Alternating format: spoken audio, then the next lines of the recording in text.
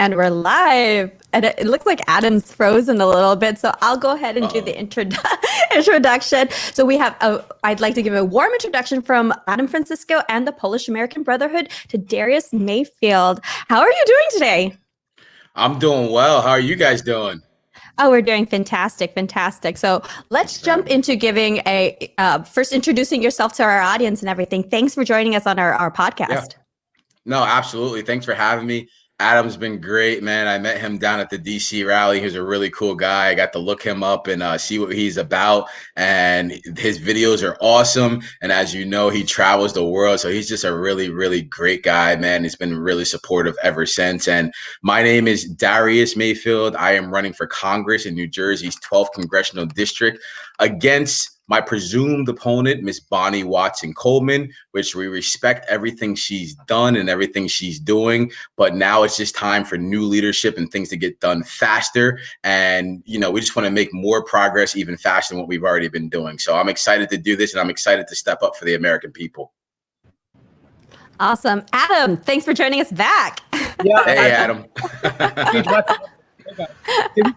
He's in like Costa Rica somewhere. Yeah, he's in some remote town. He always takes the coolest trips, man. I tell you. That's right. Tara, did you play the YouTube clip yet of how we met? I'm just about to do that. So let's go ahead and jump into when Adam first met Darius. Awesome. Yep. There's that shirt. Not black, not white, American, baby. American. I respect it, man. AmericanCleanup.org to Do we get purchase sound going on? Oh, awesome. Very cool. Man, yo. Not black, not white American. And catch us on the Not Black, Not White American. We got sound. One moment, guys. All right, let me check into this sound. But meanwhile, you guys. You know what makes me sad about that video though is the Parler logo in the corner. That makes me really sad. Parler's With the actually logo? Parler's back up now, though. Yeah, but it doesn't have the same power that it had back then. But I will say that Gab, I know, is making some big movements lately, so that's pretty cool. I haven't tried Gab yet. Like, how do you guys like it? Adam, are you on Gab? I don't use it. I have a platform. I need to start updating. Darius, are you on Gab? I've never even heard of Gab, to be honest with you. I am on Parler. I haven't used it in a while, but you guys can go see my page at Mr. Mayfield USA. But I do agree with you, Adam. It doesn't have like the same effect as it kind of used to. And even when I'm like trying to sign in now, it's kind of weird. So it's just messed up what they did to them over there. 100%. So, Darius, let's get into it. So first, Sure. You're running as a congressman for New Jersey District 12. Is that right? Yes, sir. Awesome. And what areas of New Jersey? Because I've lived in Jersey for a little bit. What areas of New Jersey are you representing? So it's actually one of the largest districts in New Jersey. There's about 31 different municipalities. So everywhere from East Brunswick to Trenton, New Jersey, to West Windsor, to Boundbrook, New Jersey, North Brunswick, New Jersey. So it's really all over. Now, the thing is, so people do understand is this is a redistricting year. So we'll see what happens. Supposedly in November, December of this year, they're going to be redistricting, and we'll see how it turns out. So all those places may not be in my district after that, but we'll kind of see what happens. Awesome. Very cool. Now, for those of you people that tuned in early, they saw your T-shirt said "Not Black, Not White American." If you could explain a little bit about what that hashtag means to you. Yeah. Yeah. So it's a hashtag, which I'm very very honored and proud that it's been a pretty widely used hashtag and pretty widely reshared hashtag. I also have, as you know, a podcast with Miss Priscilla Comfrey called Not Black, Not White American Podcast. And basically what that means, man, I'll be honest with you. I was actually sitting in a meeting, I think about 5 years ago, when I was starting to decide to get into this whole political arena, and I was sitting down with Hannity's people, and Linda and Blair, they're great, and they were actually my management team for a while, and we were sitting in the meeting, and they were like, you know, you got to have some type of tagline. You got to have something that relates people to you. And I was just like, I just thought for a couple of minutes, I was like, not black, not white, American. And basically what that means is, at the end of the day, and this is what a lot of my platform is about as well, is we're all Americans at the end of the day. I don't care if you're black, you're white, you're American, I'm sorry, you're brown, you're liberal, you're conservative. I want everybody to vote for this campaign. I want everybody to feel like they're a part of this campaign, because my number one goal, my number one job is to bring prosperity to the American people and go there and represent the American people, no matter if you're black, white, or brown. So really, it just means at the end of the day, we're all humans, we're all Americans, and that's why it's always an America First agenda. Yeah, that's awesome. I think a lot of people in America and a lot of politicians and a lot of, I guess, ideology in the U.S., especially with critical race theory, they've kind of forgotten that we are all Americans first. So I agree. I love your platform. I think it's a great name, and good job with the hashtag. It definitely is widely used, because when I plugged it in, it's been used thousands of times, and I'm sure that it wasn't just you doing it; it was other people as well. So that's man. I was happy to see that it was like on Facebook. It's been used retweeted or reshared over 10,000 times, man. I was very proud of that. Awesome, congratulations! I don't have a hashtag that's that successful yet. So as you're running New Jersey, what exactly, what is your platform? If you can give us just a rundown of what you're running for. Yeah, so I'm running on a couple of different issues, one being unity, and I think that's where the not black, not white American comes into play. Another being school choice. I think that's very important, especially here in the state of New Jersey for us. Also term limits. I believe in breaking down these political cartels, which, that's an issue that crosses, political lines. It's not just conservatives or Republicans that want that. It's also Democrats that want that and understand why we need that. Enough of these people have been in office for 10, 20, 30, 40, 50 years. And there's no wonder why, we see so many corrupt policies and so many corrupt actions coming out of Washington, because once you've been in any place that long, I don't care if you're a car salesman, a doctor, whatever the case is, you kind of get a little bit jaded having been, in a specific arena for that long. So especially in our politics, it's most worrisome, because once you've been there 40, 50 years, it's like, how can you even relate to the everyday American at the end of the day? You really can't. And I think people are really starting to wake up to that and understand that. And not only understand that, but actually see it coming from the people. And that's important. And lastly, one of my platforms is definitely criminal justice reform, which is something our former president, Mr. Donald J. Trump, ran on and did such a great job with passing the First Step Act. And I'm a big proponent of the Second Step Act to, actually help those guys and women enter society in a productive, valuable way. So criminal justice reform is definitely at the top of that list as well. Yeah, one thing that I'll say is, as you know, prior to the election, I would often go around Florida interviewing people about current events and social issues. And what I was shocked about was how few people knew about the First Step Act. Didn't matter the skin color, black, Latino, white. A lot of Americans, especially that voted, they had never heard of the First Step Act. And I was completely baffled by that, because it was such a good policy to help people get out of jail. And as you know, 91% of people that benefited were Black Americans, reducing jail sentences and decriminalizing. So it was a great thing. And I think that more awareness, I think Trump should have done a bit of a better job in the debates, really reinforcing his First Step Act, because that was a great piece of legislation that he passed. Well, you know what it is. I mean, he definitely did a good job of putting it out there. But what happens is, and as we all know, and most certainly found out during this last, administration, is the media really controls a lot of what the people see and what the people believe and what they understand. And, during his presidency, they just did a really good job of just talking about and I don't even want to say the negatives, because at the end of the day, they really weren't negatives. That's how they painted them, with a broad brush. But they really did a good job of just, putting negative things about this president out there. And, one of the positive things I found was, even in Florida, in Dade County, a lot of minorities voted for President Trump, something that a lot of people don't know or understand either. And if you know anything about Dade County, it's a bunch of Black people and Cubans out there. It's a bunch of brown and Black people out there. That's not a suburban, county. He also got the most votes the most votes from black males of any Republican president in the history of our country, as well as the largest percentage of the Hispanic vote of any Republican president in our history. So these are a lot of things that people don't know because they're just watching the CNNs, the MSNBCs, and not really doing the homework and looking for themselves. But the people that know, and that's why it's so important that people like myself get out there and keep regurgitating this information to make sure people understand, and they understand just why I'm doing what I'm doing. Yeah, I mean, I got to say that I am a Mexican American. I was born in Mexico, raised in the U.S. But being a Trump supporter has been interesting because the feedback I always get is, how are you a Trump supporter and you're Mexican?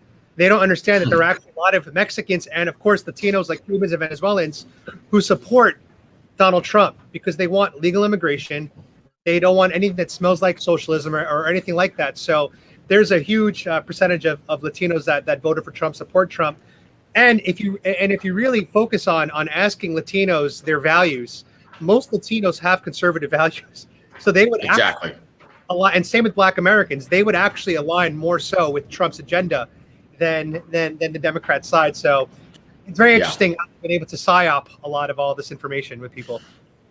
Well, that's why it's just really about getting back to common sense, man. Like you said, again, even before this election, Latinos voted Republican, more so than Black Americans for a long time. It's always been that way, whether it was 30-40% participation in the Republican voting system. So they've been doing that for a long time. And I think it's just time for people like myself to really just keep regurgitating this information and putting it out there boldly. So people, I always say, I do this so people don't have to be afraid to do it themselves, right? And I think that's the point we've kind of got to, where whether it's the media, whether it's Democratic politicians, they're almost like big bullies nowadays, really just putting out these false narratives and causing people to kind of question themselves and, question what they can believe and what they're supposed to believe. But at the end of the day, I just want everybody out there to know this is the United States of America. The reason your parents, in your situation came to a place like this is so you could be free to do what it is you want to do. You could be free to believe what it is you want to believe. And that's what this country is actually about. So it's kind of sad and kind of sick to see what's going on nowadays, where you have so much of the media, so much of social media, so much of our Democratic leaders really trying to bully people and make them think it's not right to think a certain way. Let me just be the first to tell you, in this country, you can think whatever way you want to. I don't care if you're a Democrat. I don't care if you're a Republican. That is what this country is about. Freedom of thought, freedom of religion, and just being free from persecution of doing those things. Yeah, man. Well said. I mean, I myself have been a victim of being censored on, Instagram. I'm shadow banned currently. You can't find me unless you type my full name in, which is shadow banned. And TikTok, I can't even break 100 views anymore. So it is pretty sad that people that have different thoughts than the narrative are being censored and told not to think that way. And the fact that they've mentioned words like re-education is a pretty scary place. Speaking of tyranny, what are your thoughts on these vaccine passports that are being rumored to be going around, not just globally, but of course within the U.S. They're talking about vaccine passports. What are your thoughts on that? Well, just to go off your last thought real quick, where else they mentioned re-education? In China. And they've been doing it for a while now, especially with the Muslim population out there, where they have over 1 million of them in re-education camps. So people need to really start waking up and understanding what's going on in the world, because I think especially Americans, we're such a privileged society. All of us, I don't care if you're black, white, brown, poor, or rich, we're all privileged. We're so privileged that I don't think some people understand what's actually going on in the world around us and some of the atrocities that are happening. So when you talk about re-education, you're absolutely right. And you better be aware when these politicians start using words like re-education, because the places that's happening now, just take a look at China and just, look at what they're doing out there with the re-education camps. And it's not good. And I'm sure it's not a place any of us in this country want to ever be.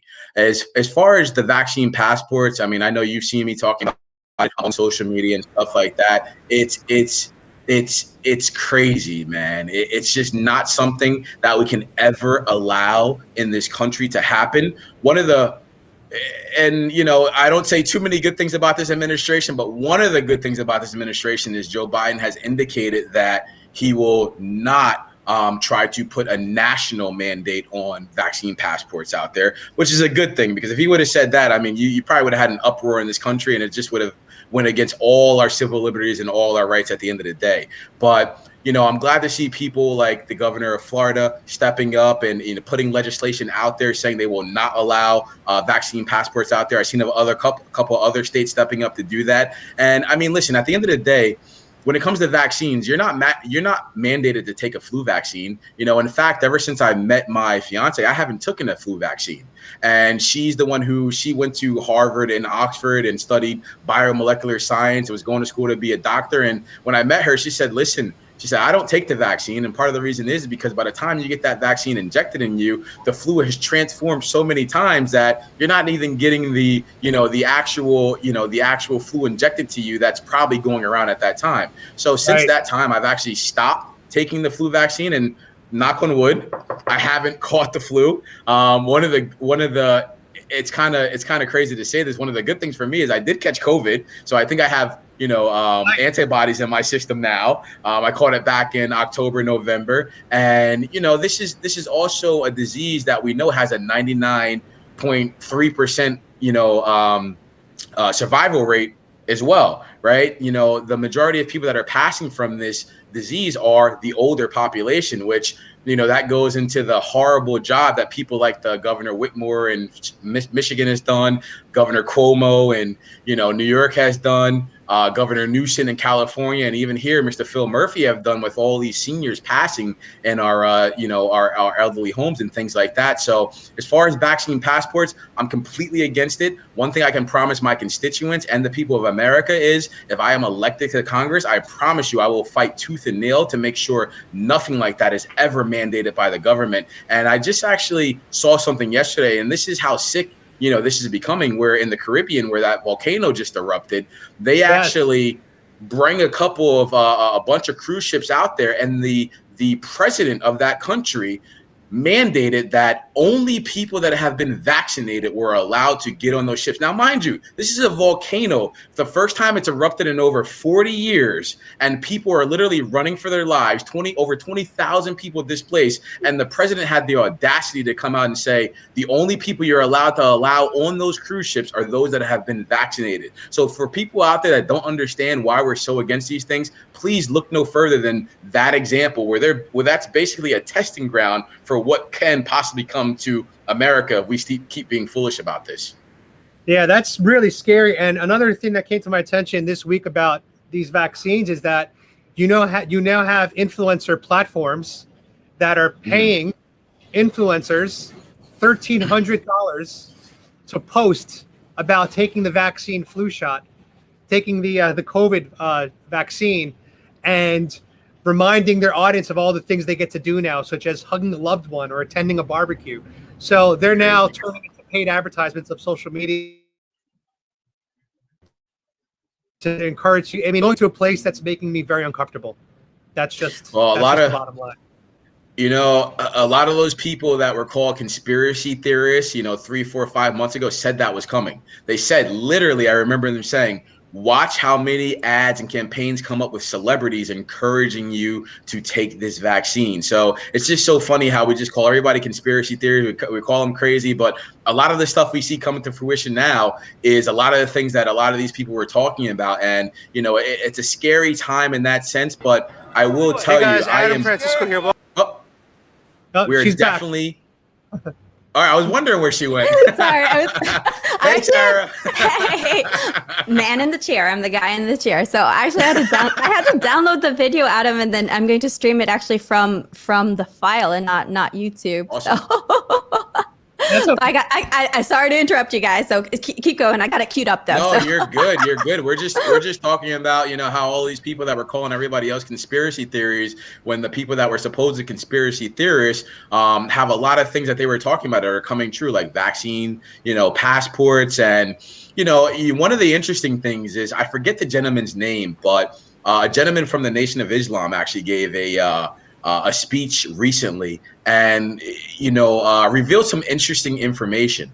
And he said that right now, whether it's the Moderna, the Pfizer, or the Johnson & Johnson vaccine, more people have died directly from that vaccine than the 40 years since the Tuskegee air experiment. So about 600, 700 people died from the Tuskegee air experiment. About 1,500 people have now died directly from the vaccines. That's scary information and stuff people need to know and understand. And I'm all about, especially as somebody running for Congress, listen, I don't put anybody down for taking the vaccine. I have family members, I have friends that have taken the vaccine, and a lot of them are completely fine so far, right? But at the end of the day, this is America where you've always had the choice. You know, my body, my choice. It's so funny how some of those people on the left, you know, they want to say my body, my choice. But when it comes to something like this, it's no longer my body, my choice. So it's my body, my choice. If you want to take the vaccine, absolutely, that is your will. Make it happen. You can do it. I'm glad they're readily available for you. But if you do not, because you've consulted your doctor, your family, your friends, and you decide that's not for you,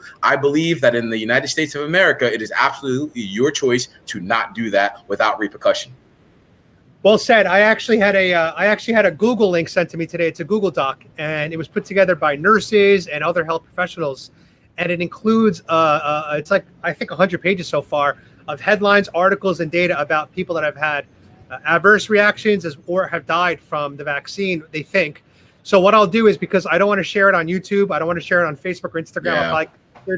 What I'll do is I'll put the link on BeFreeMySheeple.com tonight. That's a plug for my website. So you guys can all access the document there later today. I'll put it up so you guys can find it over there. I think it's important people to read so that they could be informed. We have something in America called informed consent. So let's inform the people. It looks like we're all on the same page. I know Tara agrees. I know Tara also is on the same side as us that Absolutely. it should be up to us. And we're very against passports as well, the idea of vaccine passports. Yeah, it's just crazy. Yeah. Scary. That's not. Did anybody ever think they see the day in America?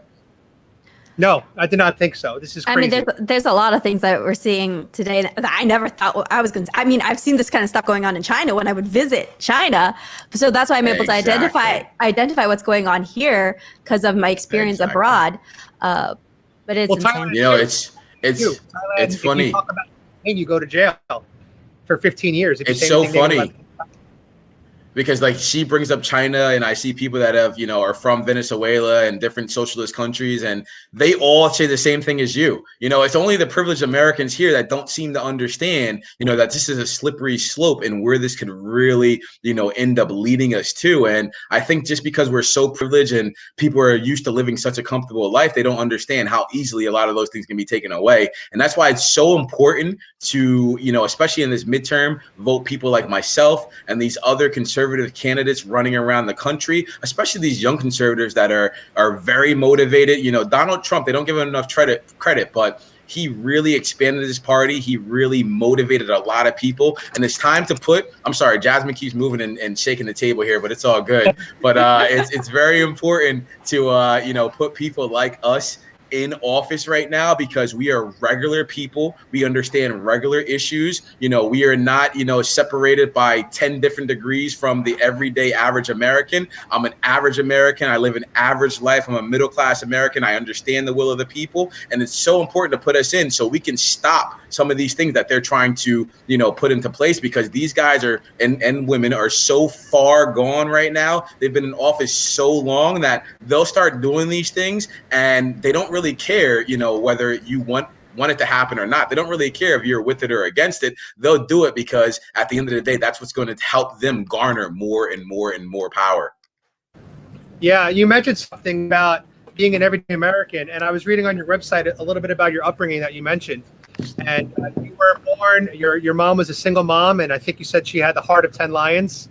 If you want to talk to us about upbringing in Jersey, because you're Jersey born and raised, right? Man, Jersey born and raised. I'm proud. I'm a proud Jersey boy. Jersey strong. Hashtag Jersey strong. They already know. My Jersey peeps out there already know, man. Even when I'm making these donor calls the other day, I was talking to a gentleman, and he got on the call and he was just like, you know, I would love to donate to you, but I don't think I'm going to donate to anybody this year, just because, you know, I think the Republicans have just been so fickle. They have no heart, and they didn't have the heart to stand up, and they just don't. We just look at them as weak right now. And I just had to reassure him that you're talking to a Jersey boy right now. I don't care what you thought about the old school Republicans and what they're doing, or, you know, the career politicians and stuff like that. Man, I was born free. I've always been free. I've always been able to do what I want, say what I want, when I want, and how I want. And I promise you, even if elected to Congress, it's going to be the same way. And that's one of the luxuries of being an American, because this generation was born and bred that way. And I think that's part of the reason why they're trying to reverse that trend as well, because they know we're coming. They know this generation is coming that feels that way, that knows this about themselves. So, as far as myself, I was born in New Brunswick, New Jersey, in the hood, on Section 8 welfare. My mother was a single mother. My father left when I was about 3 years old, I believe. And, it was definitely tough for her with us growing up. But as you said, she had the heart of 10 lions, man. And, I have a very interesting school choice story, which I like to tell a lot, which is when I was in the 3rd or 4th grade, basically I went to school in New Brunswick, which is right around the corner from my house in the hood. And the school was actually Lord Sterling. And I went to school one day where they had breakfast, and I was there early. And I don't know why, but me and my friend Jaja were walking down the hall, and some kid, to this day, I don't know who the kid was, but he reached in between 2 garbage cans and picked up a long knife. I mean, literally the knife was probably like that long or so, and looked at us and started chasing us. To this day, I don't know why. That day he started chasing us. And again, mind you, I was in 3rd or 4th grade. I ran all the way home. And from that day, my mother said, I'll never send you back to that school. So what happened was she ended up using my aunt's address in the town called South Brunswick, which was a middle-class suburban neighborhood, much different than the neighborhood I was currently living in. And she used my aunt's address to send me and my sister to school out there, to a school called Brunswick Acres. And boy, let me just tell you what a difference that was. I mean, it was just, I went from being chased with a knife to actually, having recess, playing kickball, having good school lunches. Like, it was like a complete difference, literally. And that's why I'm so passionate about, making sure we can help these communities get to that place as well. But use that address. And shortly after that, I mean, maybe about a year or two into that, the school board ended up going to my mom, and I guess they started watching us and opened an investigation on her and brought her in and said, listen, you have to take your kid out of our school. We understand that he does not live here. We know you're using somebody else's address, and you either take him out or we're going to charge you all the fines associated with you doing this illegal act. So my mom, I talked to her a few weeks ago, and she was just like, one thing you didn't know is I went off on them. I went to bat for you, and she just went off on them. So I actually had to leave that school for a little bit.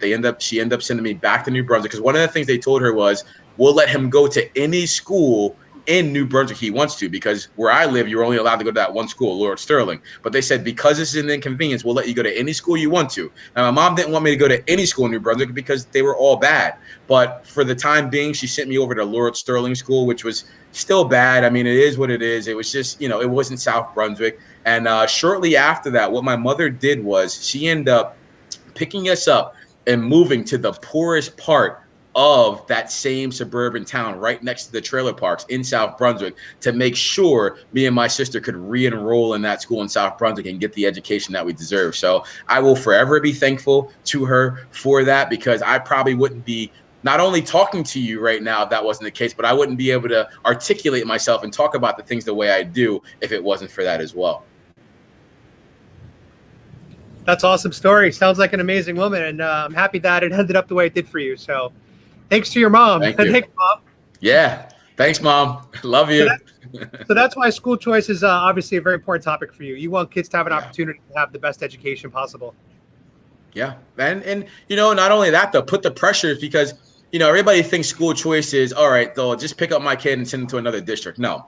What happens is once the government comes down and says, okay, we have school choice, you can pick whatever school you want to go to, and the money is going to follow that kid. It's all about the money with these people, which is sad, but it's all about the money. Once enough parents, because I promise you, if they actually opened up school choice, a lot of parents would start switching their kids out of these subpar public education centers and putting them in, whether it's different school districts or charter schools or private schools, whatever the case is. And if they were to do that and parents started leaving in droves, it will start to put pressure on those bad school districts to either step up their game or go away forever. And that's what it's really about, just having choices. Just like when Donald Trump talked about, as far as our medical system, just opening up state lines, allow people to buy, healthcare across state lines, because it creates that competition. It puts that pressure on the people that are closest to you to either, raise their standards of doing business or get out the way so somebody else can either take your spot, or everybody's just going to go to where things are good and where they can actually get the results that they're looking for. So,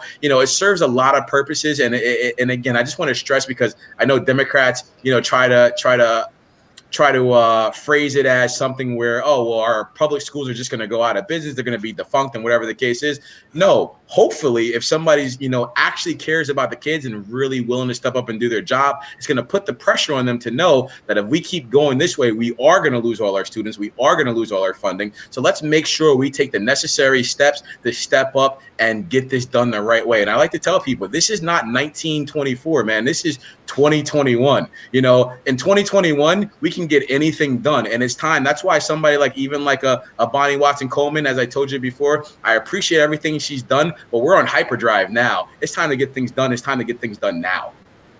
Yep, I hear that. And obviously, me and Tara are going to be doing what we can using our platforms to push for a red wave in 2022. Absolutely.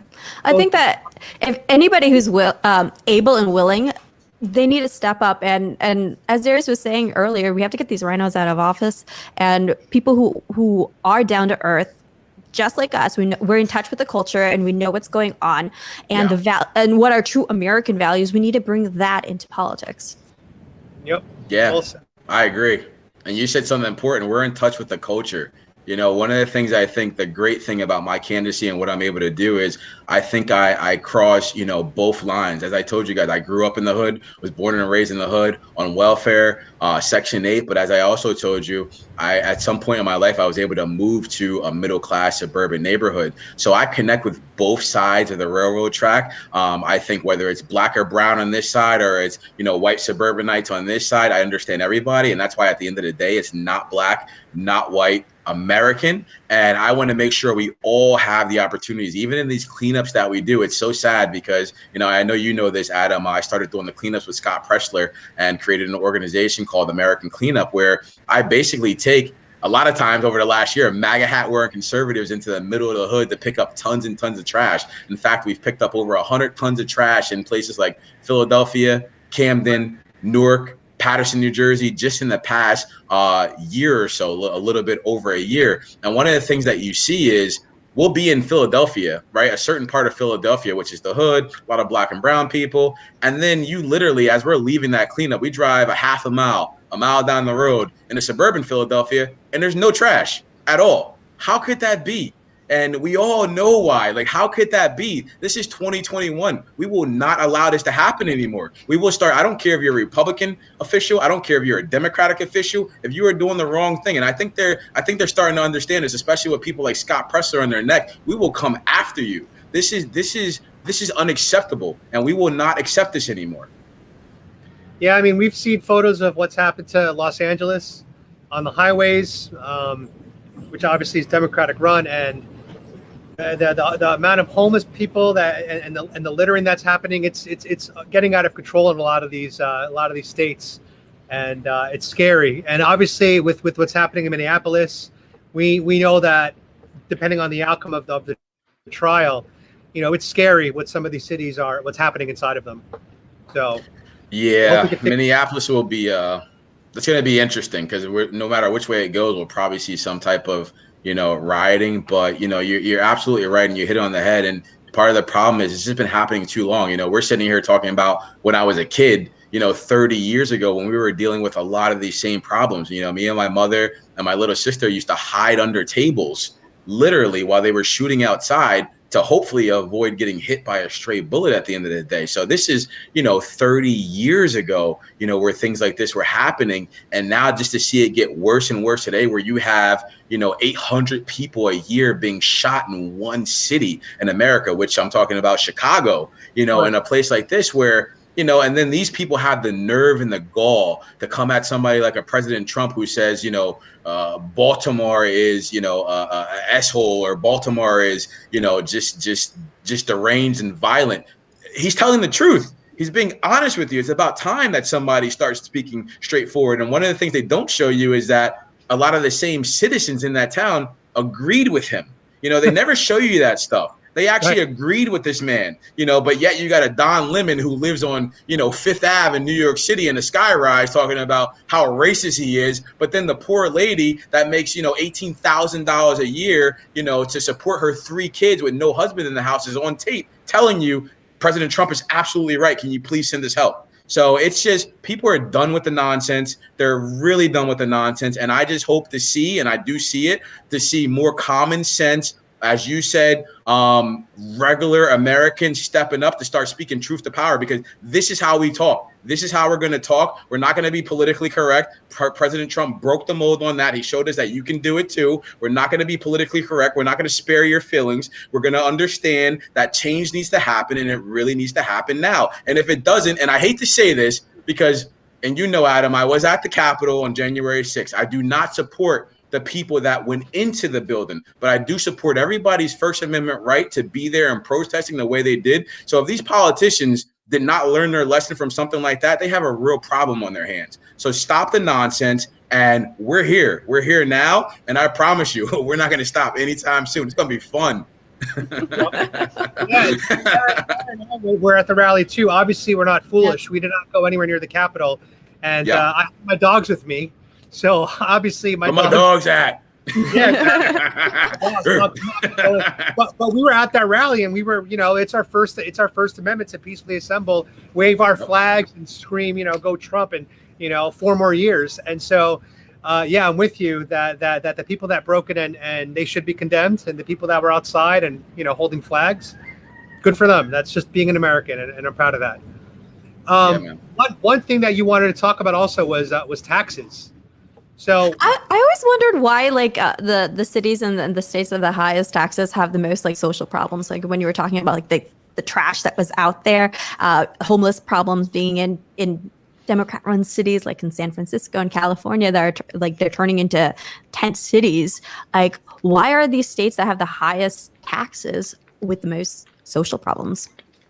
Yeah, because our politicians don't know what they're doing, and they're all corrupt.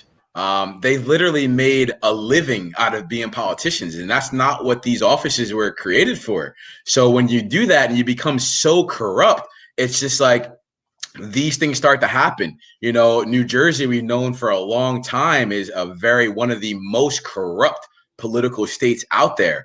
And I look forward to getting to office to find out exactly where a lot of that corruption is coming from, and assembling and uplifting the people to really tackle this problem, because it's not going to just start with me. I can't do it by myself.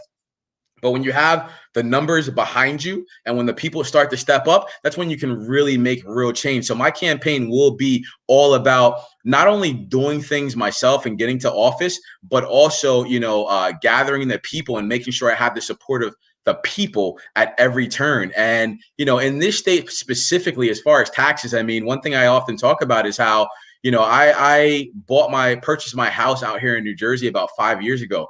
Since that time, my property taxes have gone up 40%, and that's crazy. I'm in a town, East Brunswick, where, I think in New Jersey, the average property tax was $9,000-$10,000 already. I'll just be honest. I'm paying close to $13,000 a year in taxes right now. And I'm not rich. I'm just a middle-class American. I've done well for myself, but, to know that even once I pay off, this expensive house, I'll still be paying. Well, by the time I pay it off, who knows? My taxes might be $30,000 a year, that I'll still be paying those things is just ridiculous. And part of the reason in New Jersey is that we pay the most amount of money per pupil of any state in the entire country right now. And New Jersey's always had a pretty good education system, but even lately, even in this town, you see that education, even though we're still paying that high amount per kid, you see that the quality of our education starting to decrease, as to where,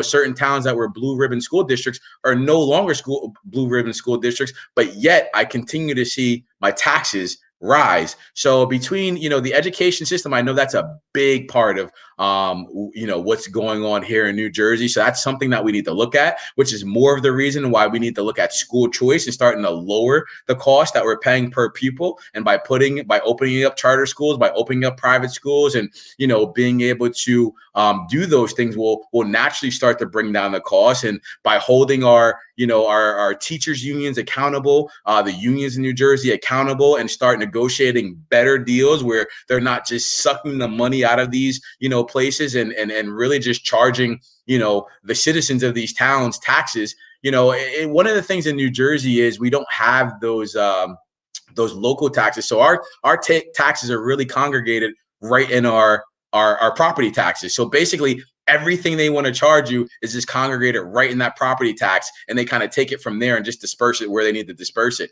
So it's something that we really, really want to look at, and even the SALT Act. We want to relook at those things. I know President Trump put caps on the SALT Act, but here in New Jersey, that's something that we want to look at to make sure, especially if our taxes are going to be that high right now while we're working to lower them, that people get the deductions that they need to be able to live somewhat of a comfortable life out here, man. Because as you guys know, whether it's New York, whether it's New Jersey, people are fleeing these states in droves right now. And, my question that I pose to people is, what do you think is going to happen as people continue to leave these states? Your taxes are going to rise because they're going to need to make up that money somewhere. And you don't have the poor people of these states leaving. You have the rich and upper middle class people of these states, the people that are actually paying a lot of taxes in a lot of cases. So you're going to see the taxes on those middle class, lower middle class people and, those urban cities start to rise because the people that actually are making the money and paying the taxes are sick of paying such high taxes, and it's only going to fall on those people. So it's just an adverse effect as always. And as always, our politicians really don't seem to care. And that's why you need to vote people, regular people like myself in, that are willing to speak truth to power and take these people to task. Common sense.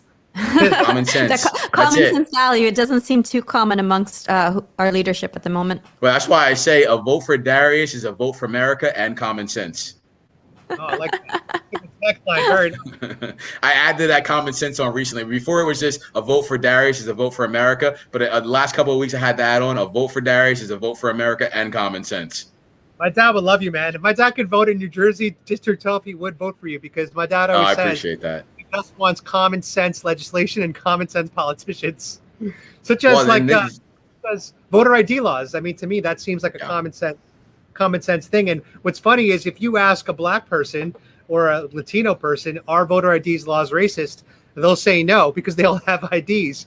But if you ask a white liberal, are voter IDs laws racist? They'll say yes. Well, also if you ask black Democratic pundits, and that's where a lot of this stuff comes from, man, the media. I see a lot of these pundits out there. They're the ones pushing this narrative. As you just said, I saw the Fox News thing, and I think I posted it, where he went out to Harlem and he asked all the residents there. He's like, so do you have ID? They're like, yeah. And they were like looking at him weird. He's like, do you think this is a weird question? He's like, yeah. Like, why are you asking me that? He said, do you know anybody that doesn't have ID? He said, no, I don't. Guys, listen, I don't know one black person that doesn't have an ID. Now, I will say this because it's very important, because they take stuff like this sometimes and they can just group us all into one thing and make it just seem like these crazy, unconsiderate people. I do understand that there are communities in America, particularly in the deep South, let's say, places like Alabama, Tennessee, different places where they live in such desolate conditions. They are so poor that some of these people don't have access to those things. Now, I will tell you one thing. That is not just the black people of those communities. Those are the poor white people of those communities. Those are the poor Spanish people of those communities that don't have access to those things as well. But that is not the overwhelming majority of Americans. So what we need to do, instead of bashing voter ID laws where we just want to secure our elections, let's figure out ways like New York did, where you can get an ID for free in New York now, right? They like to say, they like to say, it's a poll tax if you try to get people to have IDs because they got to pay for it. Well, not in New York. You can get it for free now in New York. Let's go into these towns. Let's make sure that people have access. Let's make sure we give them free IDs, and then we don't have a problem. What's going to be their next excuse? It really There is no excuse, man. So that's why, again, like you guys just said, we just need common sense, man. Common sense. Yep. And you said it best. It's not a problem of skin color. It's a problem of financial means. And I think that's the problem, is if the Democrats said that voter ID affects people of lower income levels, that's a much different statement than saying voter ID laws are racist. Exactly. What you're basically saying is poor people are black, poor people are Latinos, hence racism. But that's not the case. There are a lot of white people in America that are, and Asian and people in America that are living under the poverty line. So if you want to say voter ID laws discriminate against poor people, fine. That we can accept and get behind. And you just mentioned a solution right there. Give IDs for free, make it easy to get. So we absolutely. Even the niece of Martin Luther King, she recently came out in an interview saying that to remove the voter ID, the ID requirements in order to vote is contrary and works backwards against everything that Martin Luther King had worked for. And yeah, Yep. I mean, I agree, and you've seen that a lot, and that's what a lot of Democratic policies do. They water down, the dream and the visions of, people like Martin Luther King and what, my ancestors, fought for in this country, to be a legal part of society, to be a productive citizen in society, and to be able to take advantage of, this privilege that we have in this country. Right now they're just trying to subdue everybody. And, basically one of the worst things I think that I've seen happen over the last few years is, on places like MSNBC, on places like CNN, almost every time you turn one of those channels on, they're telling some young black or brown boy why they can't do something, that the boogeyman is there to stop them, that the KKK is there to stop them.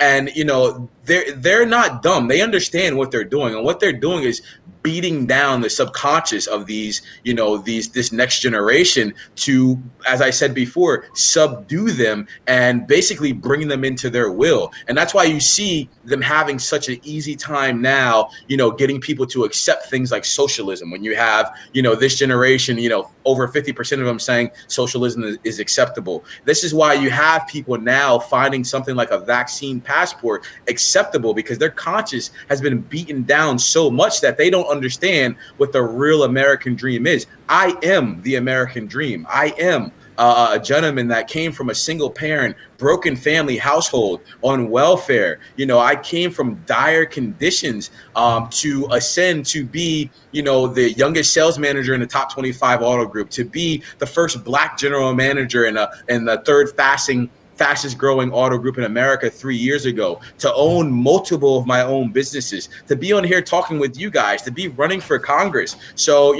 one of the things I like to do when I see my nieces and nephews, and I will forever do this, man, whenever I see them, I make sure when I first see them and before I ever leave them, that I just go to them and I whisper in their ear, you can do whatever you want in this country. Just be you and do whatever it is you want to. And don't let anybody ever tell you otherwise.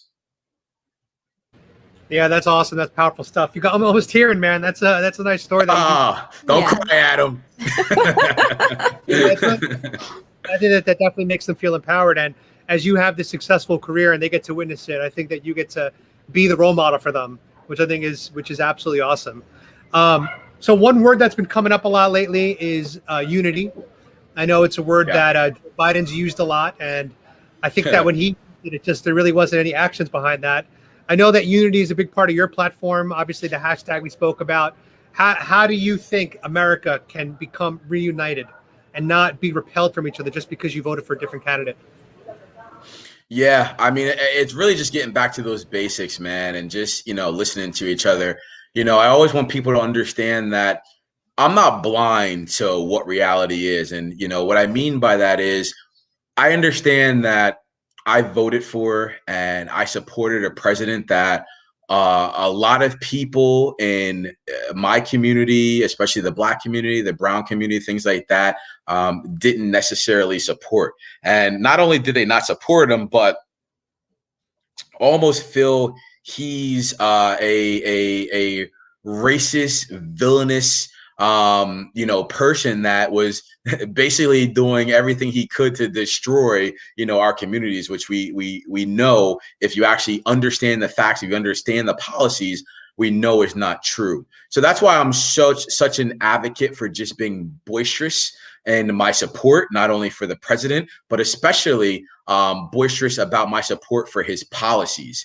And, I was actually talking to Jasmine about that earlier, and, just telling her it's really, I will forever be boisterous about my support and talk about those policies. I mean, let's just take one policy, for instance. I come from the hip hop community. All I listen to is hip hop. I'm probably not your average conservative. I love rap music. I love the hip hop community. My favorite artist is Nasir Jones, Mr. Nas himself. And, I love everything about hip hop, whether it's the big L's, the big puns, the DMX's, God rest his soul, and things like that. So I'm not your average conservative in that right. But one of the things I know a lot of hip hop artists have talked about for a long time, especially people like Jay-Z, is the Rockefeller drug laws, in which were put into place in the 90s crime bill, authored by Mr. Joe Biden himself, where one important thing was crack and regular cocaine were classified as two different things. You got caught with a gram of coke, you might get probation. You got caught with a gram of crack, you got 10 years in jail. And the reason for that is because white Americans were known to use cocaine and Black Americans were known to use crack. Well, one thing, and it's funny when I have conversations with people, especially on the left, one thing they didn't know was that First Step Act eliminated that and put both of those drugs on the same level. That is very important. You can't go from talking, 10 years in your rap music and different things about, this being one of the most important things to the Black community, and then have a man actually correct that wrong for us, and then turn around, but not only call him a racist, but actually vote for the man that originally authored the bill. So some of this stuff is just so nonsensical. But, I just want to just make sure people understand that I assure you, my heart, my loyalty, my platform is in the right place. I am a man for all Americans. And I think as long as I keep being able to articulate myself in this way and join platforms like yours, like other platforms, and be able to articulate myself this way, we will open up more and more and more eyes. And, one of the most important things is really, and Scott Presler says this a lot, and I think this is probably the most important thing. This is his hashtag, his saying. He always says, stop talking and start doing. So when you see me running for office, when you see me, we just did a clothes drive in Plainfield, New Jersey, which is an urban area within my district, where we gave away 14 boxes of clothes for free to the citizens of that town. When you see me taking, especially Republicans, out to do cleanups in different urban cities around this state and around this country, those things have the biggest impacts, I believe. And listen, it's not going to all happen at one time, but I think as long as we have people out there willing to do these things, willing to keep speaking truth to power, we can change minds one at a time. And I just promise everybody out there that I will continue to do that no matter the challenges that I face. And I will continue to be a representative that represents all Americans. And I said this the other day, while our politicians that are currently out there elected are continuing to find ways to divide us, I promise you, I will continue to find ways to keep bringing us together. That's awesome. I love that. Well said. We got a question from one of our viewers. This is from Mike H, one of our viewers. He said, what about support of police and the finances to help them do their job? So I believe he's talking kind of about the whole defund the police movement that came up in 2020.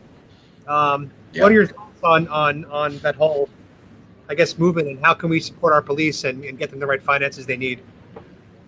Well, I actually am very good friends with the founder of We Back Blue, Miss Melissa Roby. I actually had the honor of speaking at her event last year. And, I think they like what I had to say. It was a really good event, and I think we're going to be doing another one soon. So I absolutely support the police. And, before I go any further, as I said before, everything is about common sense and balance. I support our police. And I know a lot of people do. What I don't support is, police that are out there doing the wrong things. And you will never see me just side with one side just because, that's what's politically expedient for me to do. But I actually absolutely understand the need for our police. And, this is one of the funny things, man. When this whole defund the police thing started last year, a bunch of Black clergy, men and women got together in New York and supported defunding the police. Well, wouldn't you know that about 3-4 months later, those same clergy came out and put another press release out saying, we actually supporting the police. We no longer want you to defund the police because crime rose so high when that happened, like 150% in 30 days, crime rose in New York City. It's just a disgrace what's going on in New York City right now between Cuomo, de Blasio. They're both disgraces. And I hope you guys out there in New York City really replace those guys, man. It's just sickening. And this is what I'm talking about, man. We're like, this is the time to wake up. There is no more just saying things just to say things and, hoping that, people that our politicians think are stupid, which they're really not. This has been propagated for a long time, but these politicians are saying certain things because they actually think you're stupid. So I hope we're just past the point where people can just say things and, we watch these crazy things happen where you're still supporting these people. We will no longer support these people. We will kick you out of office and we will make sure we start fixing our communities. My uncle, and I said this in my speech at the We Back Blue event, was a 30-year veteran of the Marlboro Police Department. He started a program out there where they started recruiting people within that town to, come join the police force or become Secret Service agents and stuff like that. I think those are programs we need to start in our inner cities as well. I think a part of the problem when we have these incidences of race and, overuse of force comes from, a lot of times just no relatability. You have people policing these towns in a lot of cases that don't actually come from the neighborhoods or don't live in the neighborhoods, but that's not their fault as well. If anything, I'm honored and, you should wear it as a badge of honor that these people are willing to even come in to these areas and police these towns. But at the same time, in these same towns, we need to get out of this mentality of no snitching, which is a detriment to our youth and just a detriment to our communities at large. There's no other community that does that. You can't go into the Jewish community. You can't go into the Spanish community. You can't go into the white community where they tell you, well, listen, if somebody shot your mom, you're not allowed to tell the police who did it. That's just sick. It is really sick. And, and a lot of the thinking that, we think, and this has been passed down from generation to generation. So I do think we need to start a lot of community programs where we can start encouraging, especially the next generation, to actually want to be policemen and women, to be FBI agents, to be this. Because right now, all they think is, well, that's not cool. I can't do that because, they're going to make fun of me in this neighborhood and I'll be considered a rat or whatever the case is. No, it's honorable. It's honorable. It's honorable to want to see your community progress. It's honorable to want to help out, the 70, 80-year-old lady in your town that has nothing to do with, all these people getting shot on the street, but yet is afraid to go outside her house because there's so many people getting shot on the street. So, I 100% back our law enforcement community, whether it's policemen, women, FBI, whatever it is. But at the same time, I also, as we said before, support common sense approaches and common sense solutions to the problems that we have within those institutions.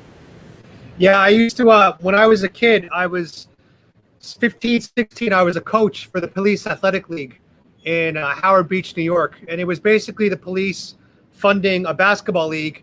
And they would have people like me, kids, represent the police force to engage with the community. And it was an awesome, awesome thing that I did when I was younger. And I think we need to bring more of that stuff back. As you said, more community outreach where the police are interacting with the community. That's kind of the old school way of police work, right? Not anymore. So I think that we do need to go back to those roots. Yeah, absolutely. Yeah. Biden had made a comment earlier, like insinuating, like the Minneapolis shooting that occurred yesterday. He insinuated that was possibly done intentionally.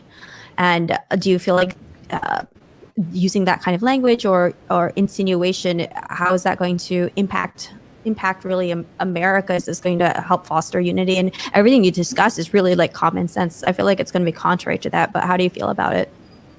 Yeah, I mean, I think first of all, Biden doesn't know what state he's in right now. That guy is just off his rockers, and it's really sad and really scary to be honest with you. But that's why I also appreciated the way President Trump approached certain things. I know they tried to label him as a racist for not necessarily getting involved in certain topics when it came to that, because you're in this country, you're always innocent until proven guilty, and as a president, especially, which is the top commander in chief in this country, you don't want to inflame tensions no matter what side it's on.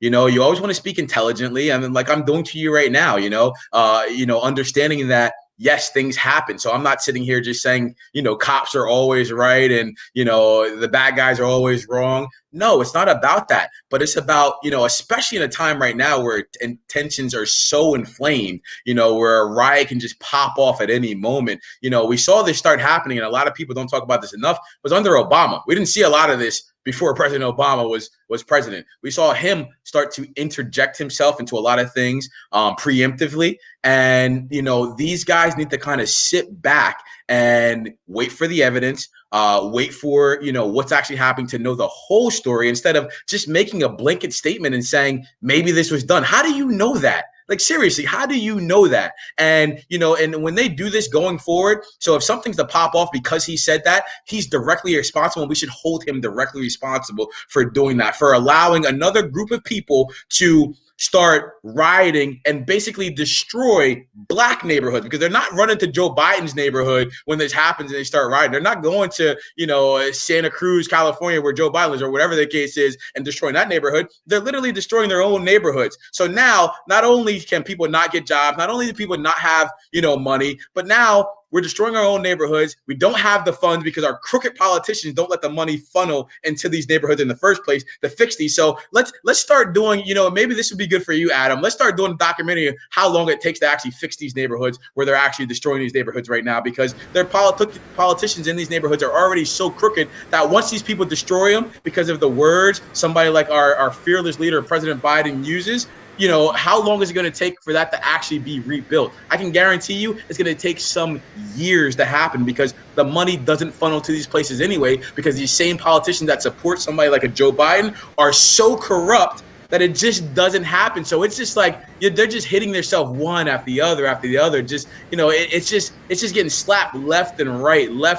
And honestly, people like Joe Biden, these Democratic politicians, are sitting there laughing, because while this is all happening in the neighborhoods they represent, they're still sitting high in some lavish penthouse, somewhere. They don't live in these neighborhoods. They don't have to deal with this. They don't have to worry about their kids getting caught up in, these riots and this craziness where people are just being shot in the middle of the street, and I will just say one thing. I wish I could remember the names. I apologize for not remembering names, but there is something that just happened the other day, and this is not to be preemptive as well, but we've had a little information start coming out where a Black and Hispanic Army officer, lieutenant, was actually pulled over and treated, from what it seems in the video, pretty disgustingly. So there are those examples where we do need to, and I challenge this to conservatives.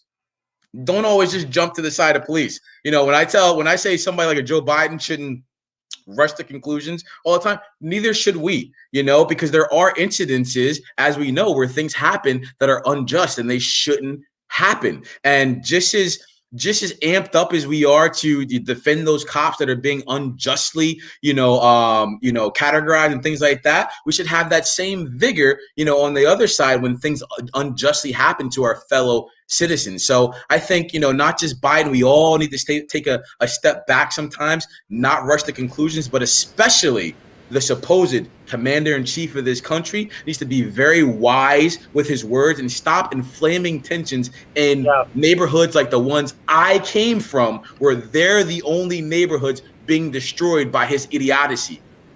Idiocy. You probably heard of him, Officer Brandon Tatum. He's the one who taught me, through watching his YouTube channel for well over 2 years now, always wait for the facts to come out. Because whenever he reviews videotapes or hears about, where he always says there's facts that we know as public, you can't get to conclusions. And the one story that he did a really good job with was the Breonna Taylor shooting. And he put a lot of the documents on his website, But it turns out Breonna Taylor, she wasn't sleeping. That was a made-up narrative. She was standing in the hallway behind her boyfriend. These are facts that, if you jump to conclusions, you wouldn't have reacted to. But now, by waiting for facts to come out, you can actually approach it logically, rationally. And I think that's probably why Donald Trump was silent on some issues, because, as you said, he didn't want to run rhetoric without all the facts. Well, then, and he did it the right way, because even when it came down to the gentleman out in Minneapolis that I'm sorry, I keep forgetting the names, guys. I'm sorry. We're actually going through the trial right now. Donald Trump later came out and said, listen, that doesn't look good. He shouldn't have been on his neck that long. Like he's willing to have that empathy and say those things. He's just not willing to jump out the window and kind of go there. And, when it comes down to the facts, like, for instance, back in 2019 or 18, it was. So in that entire year, right, about 240 Black people were shot and killed by police. In that same year is about 600 white people that were shot and killed by police. Now, that's double the amount of white people that were killed and shot by police, but you never seen a story about that. Now, here's the thing. I understand that there is, because of the population of white people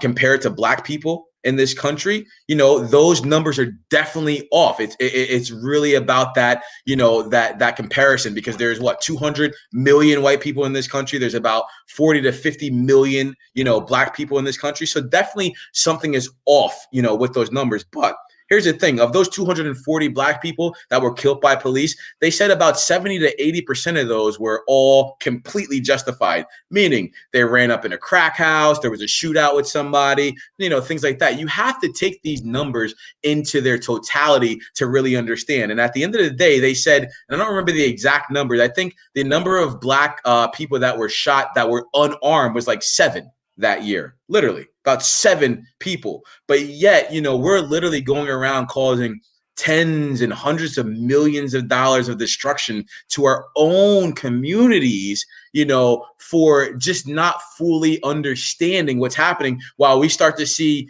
articles coming out now where, one of the leaders of Black Lives Matter is buying mansions all over the place. Crazy.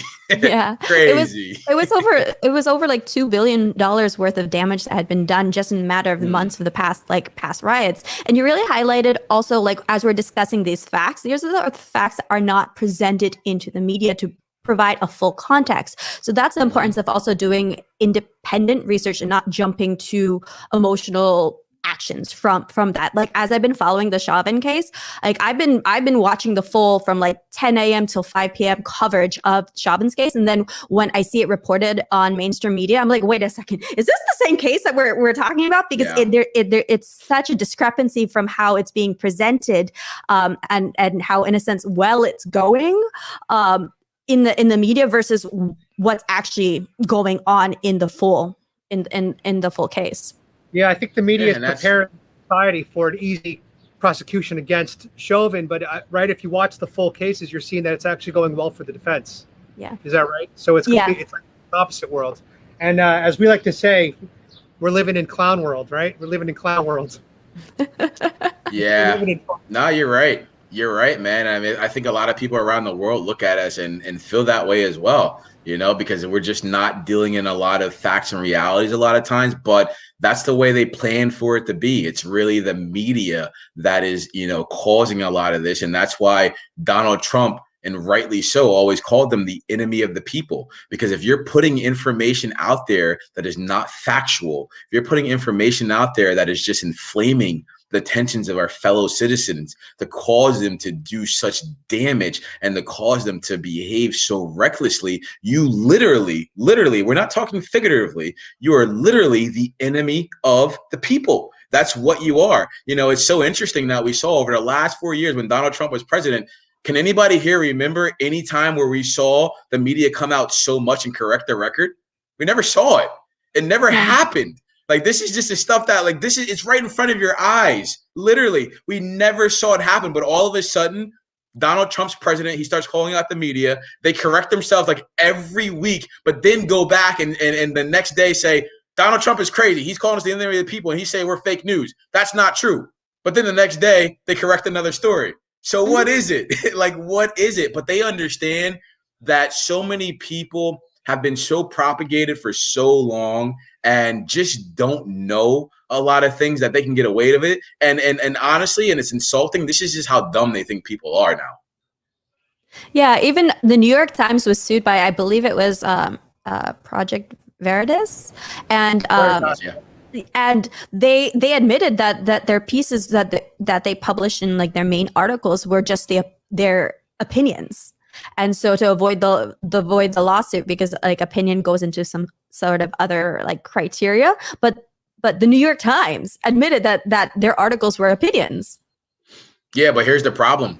The only time you'll see that is because if you read like the transcript of that actual trial or whatever the case is, they're never going to write an article saying that. So then again, the people that read their articles, the majority of them don't know that at all. And that's what they bank on. This is the world that we're living in right now, literally, where, they can do that. They're not going to put up an article in the New York Times saying, listen, we just want to let our readers know that the majority of this is opinion. It's not actually fact a lot of the time. This is just what we feel and how we feel. So in the trial, because they were forced to, they'll say that, but 85-90% of the people still reading their papers think it's still all based on fact.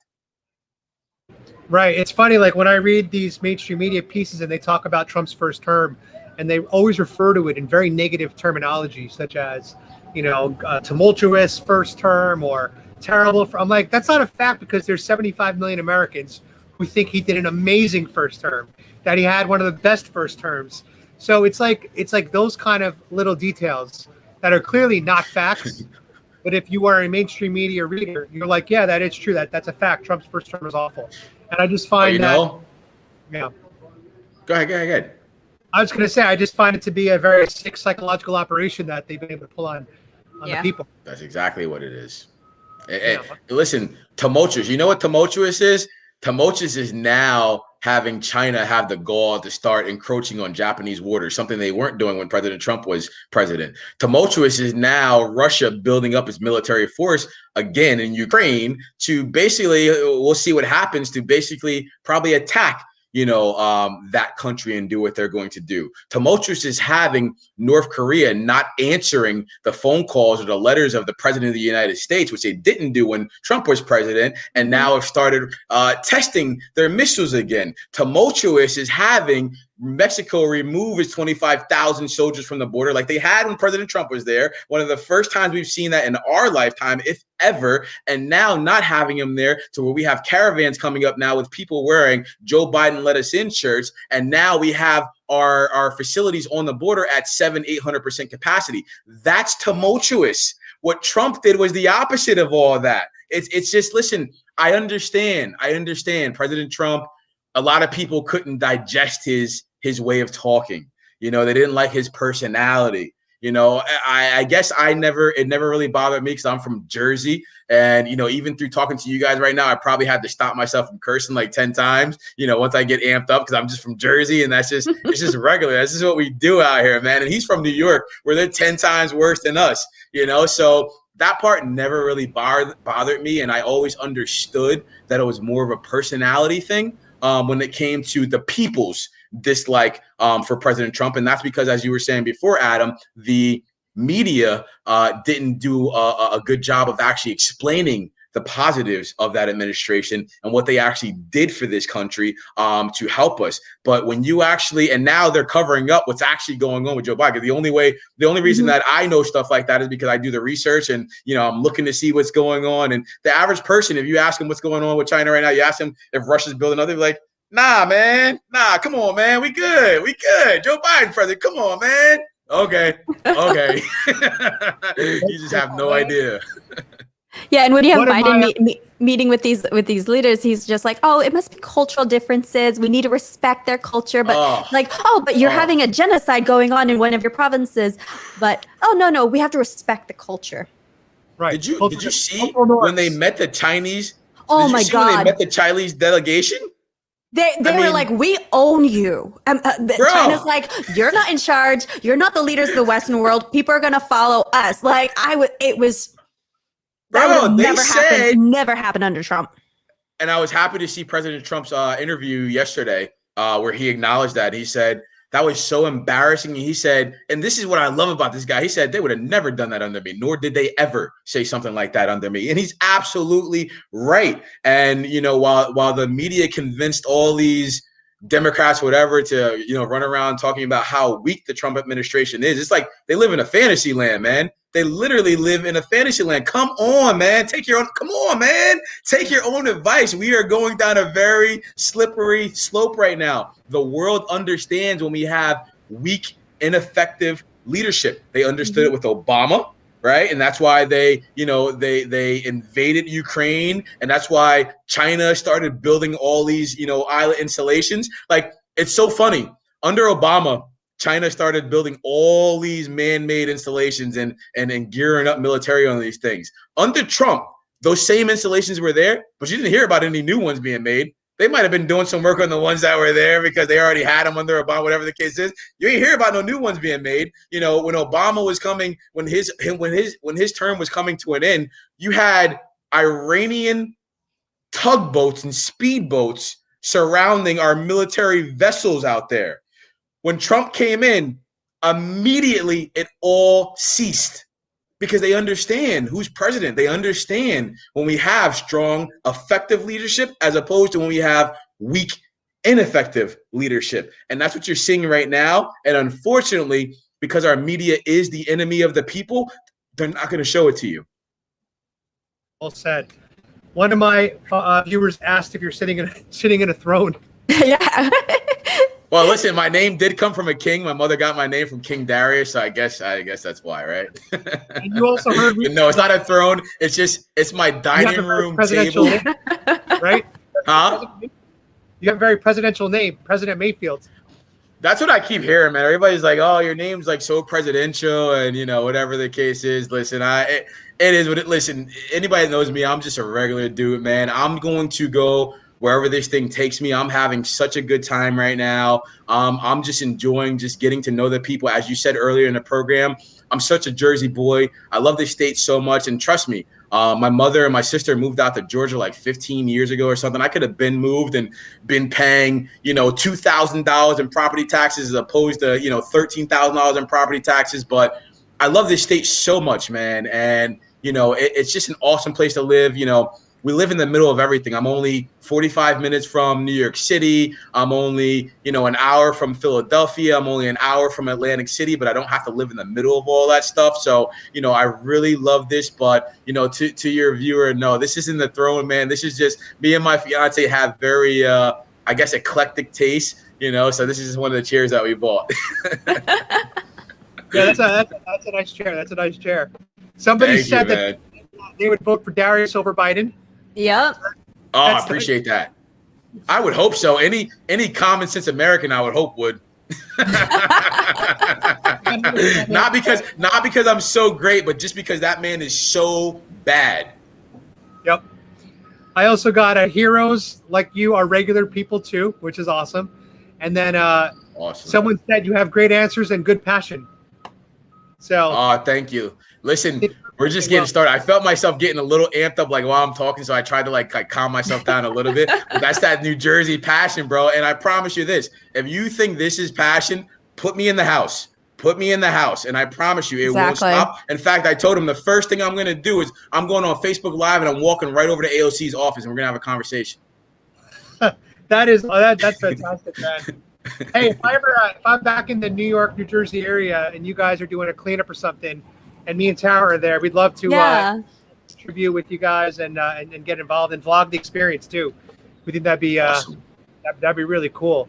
Tara, any questions coming in from your end? Because I think that for now, those are the questions that I got from my viewers. The throne. Oh, what do you got for me, Tara?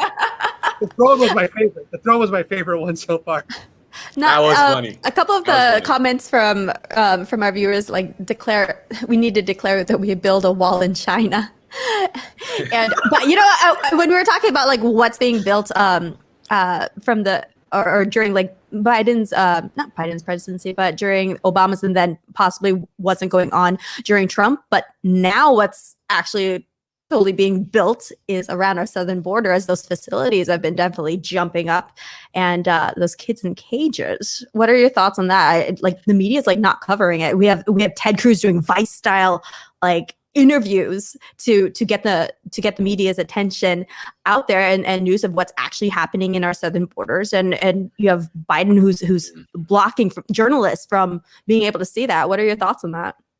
Well, did you actually see a report came out the other day that, and again, this is just one of those quiet things that's just happening under the radar, that the Biden administration is contemplating, reinstituting, finishing the wall. Like this stuff, you can't make this stuff up, man. You really can't make this stuff up right now. We just went through 4 years of them telling us that a wall was racist. And before that 4 years, we went through 30, 40, 50 years of those same politicians telling us how bad we needed a wall. And then Trump gets in, they tell us how the wall is racist. So then Biden gets in, they stop construction, but 2 months into his administration, they tell us, oh yeah, the Biden administration is thinking about picking that back up, just to fill in the gaps, where they didn't do it.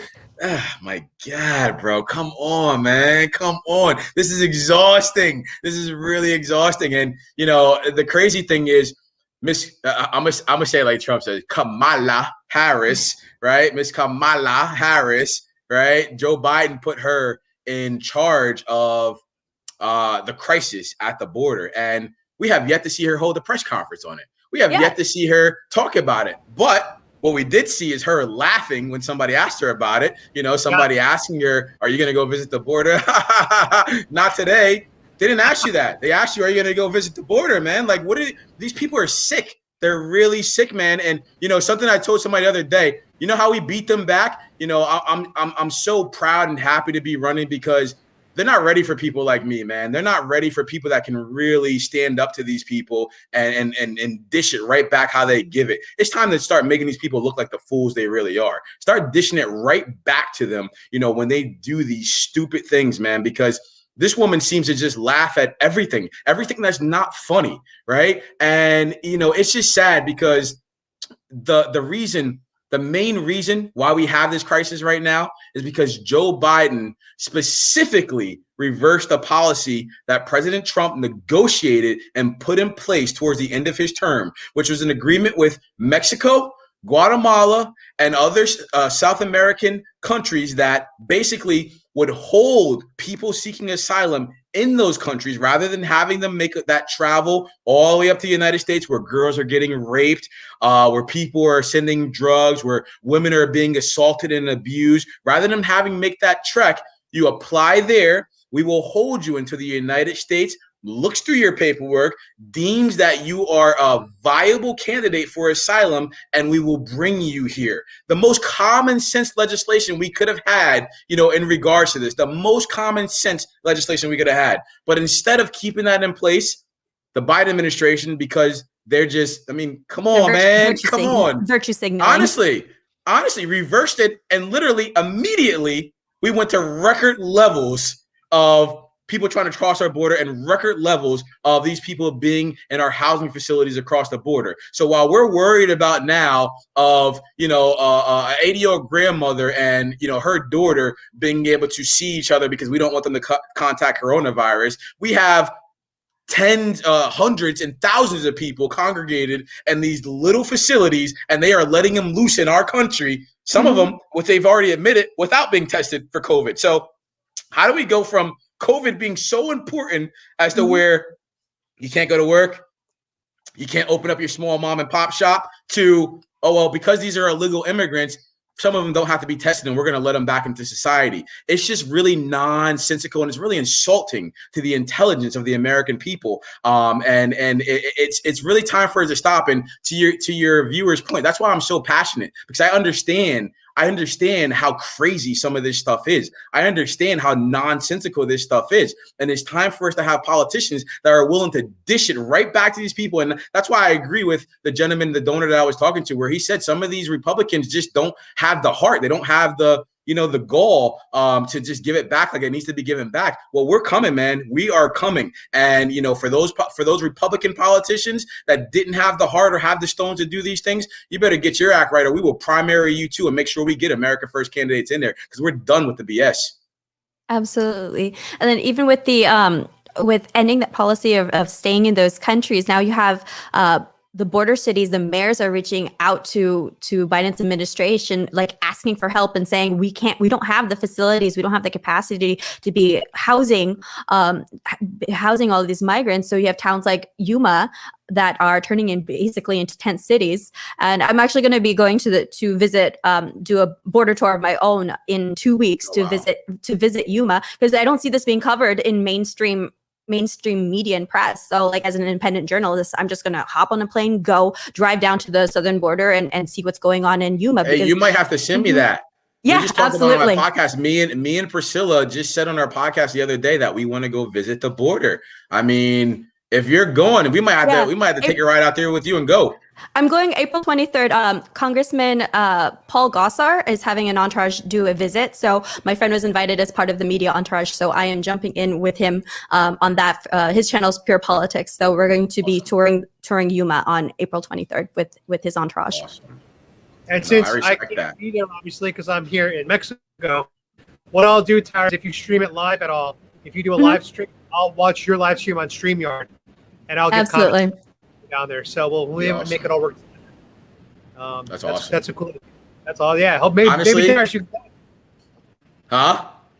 Maybe you can go to. Maybe you guys will sync up and do something down there to. Listen, let me know, Tara, if there's any way to make that happen. I would love to talk to you about that, honestly, because absolutely, it's just that you don't have regular mainstream media covering this, and this is hella lot important. So I've switched from watching like MSM to watching just independent reporters basically on YouTube and Rumble to get my information, because it's the stuff that you won't see on media. So I know what's going on in the southern border, and as an independent journalist, I think it's important to be reporting that. So I'm going to make the trip out there, take what footage, stream it out there, and try to show and expose the truth of what's going on.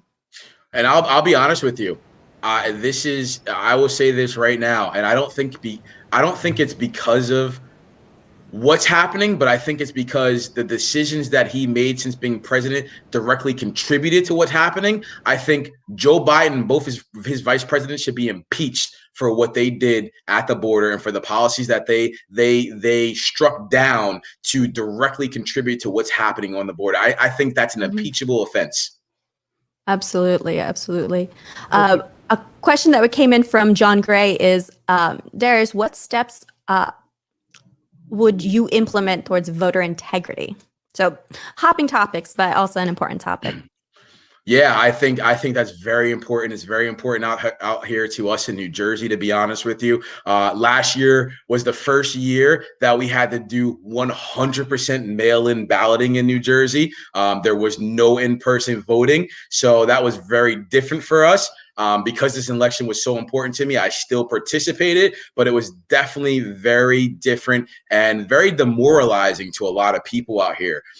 So voter integrity is very, very important to me. Voter election laws is very important to me. One of the things that I'm doing is, especially with my campaign, is I have Scott Pressler coming out here on June 19th to the towns of Middlesex in my district in North Brunswick at the VFWs out there.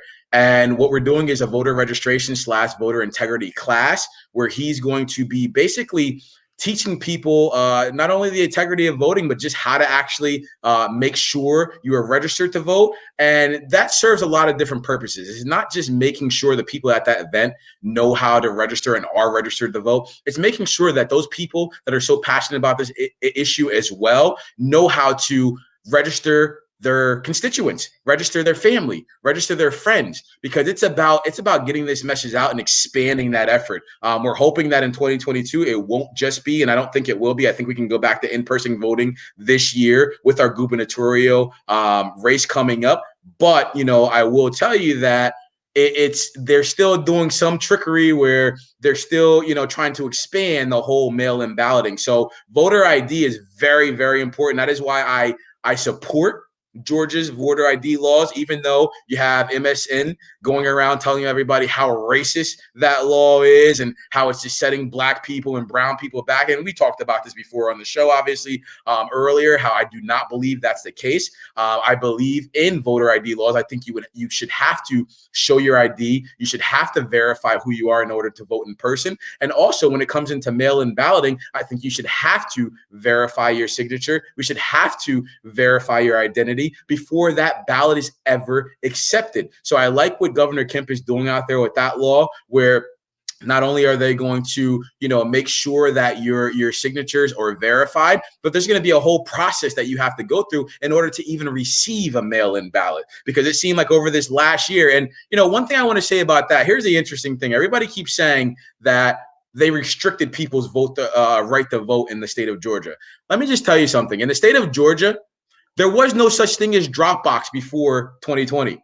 There were no drop boxes. They were illegal. You couldn't have drop boxes. What this actual law did was guarantee that you have to have at least one drop box in every county. And the reason why they did drop boxes last year for 2020 was under the guise of COVID, because COVID was here and pretty much our whole entire lives were turned upside down by this COVID, and they were just able to strip our rights away left and right under the guise of COVID. That's when they brought in the ballot boxes and mail-in balloting. So before last year, there was no such thing as drop boxes. So if Governor Kemp created a law where there was no drop boxes, literally you would just have the same rights as you did before that. But the fact that he actually made it mandatory that every county had to have a drop box is actually expanding voter rights. So it's just all in the way they're framing these things. But yeah, just to answer your question, man, I believe in voter integrity. I believe in election integrity. So I think, one, I want us to be able to go back to in-person voting, which I believe we'll be able to do this year, and hopefully even expanded next year for the midterm elections and for my election. So in-person voting is a must, and voter ID is a must, and making sure we can secure the process of who receives mail-in ballots, make sure they're verified, make sure we have their signatures verified, and that is the only way that they get accepted in any election, whether it's state, local, or federal. Absolutely. Absolutely. I went to a protest. Well, that wasn't a protest. It was a small rally just trying to raise awareness. And we had a couple patriots that were holding signs trying to educate people about HR1. Yeah, it's, it's not really simple, but this is how I simplify it. On one hand, you have a party that wants to pass HR1, which basically is looking to federalize our elections and make it legal to cheat the way they did in 2020. On the other hand, you have a party that understands that they're trying to federalize our election, and they're strengthening the state laws to make sure it's harder and harder for that to actually happen. That's all we're dealing with right now. It's not about stopping black people to vote. It's not about stopping brown people to vote. It's not about stopping Asians to vote. It's one side literally. I would love to say got caught cheating, but they got caught, and what happened, right? One side wants to continue to do the nonsense that they did in 2020 and basically federalize our elections, and the other side just wants to again strengthen the state laws to make sure their state governments still have control over their governments, which is the way it's always been and which is their right and the way they should do it. So nothing in that law, if you read it, says they're cheating, they're taking away rights from black people, they're doing this. That's all, I like what somebody on Fox said. Basically, Stacey Abrams, I believe, and I wholeheartedly agree with this, was basically poll testing the word Jim Crow. Because that's almost an insult. It's an insult to anybody that lived through Jim Crow. Literally, anybody who lived through slavery, anybody who lived through Jim Crow, that is an insult to compare what is happening with that voting bill to what people went through when they were lynched, segregated, whatever the case was in the Jim Crow era. So the things that these Democratic politicians are willing to do, the things that these Democratic politicians are willing to say is just asinine, man. And it's really disrespectful.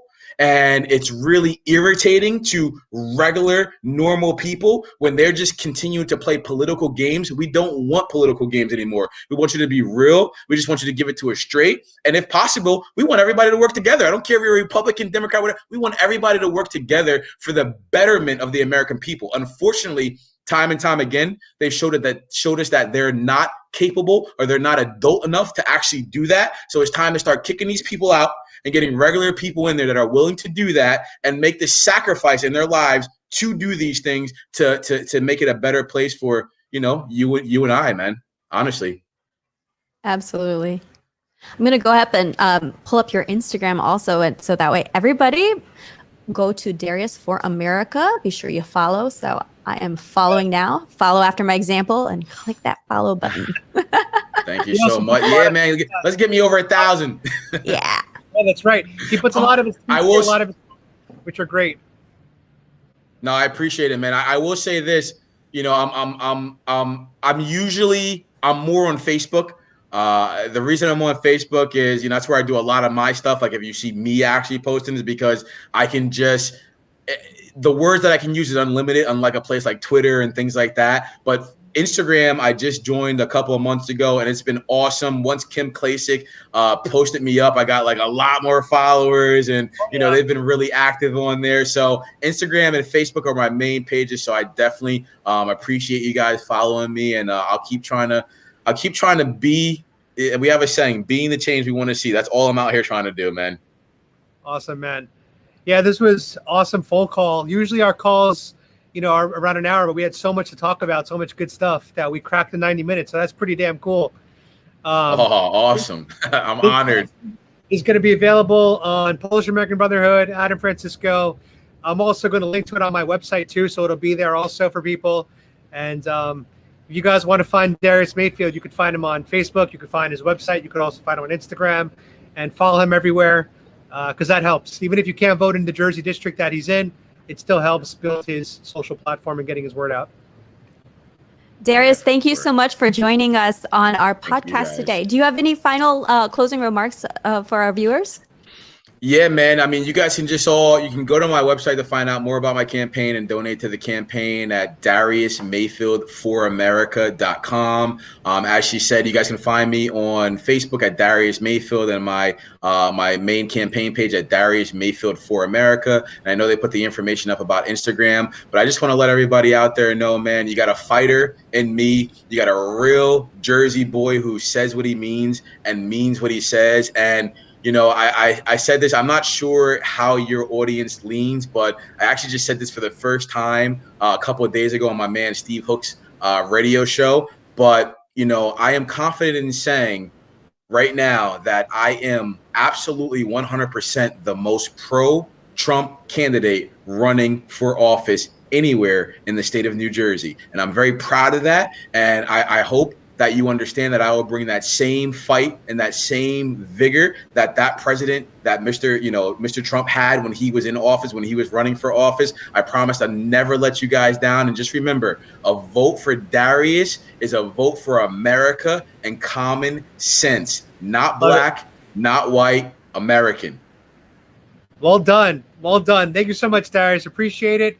And we're here to support you as much as we can and help you get in office in New Jersey.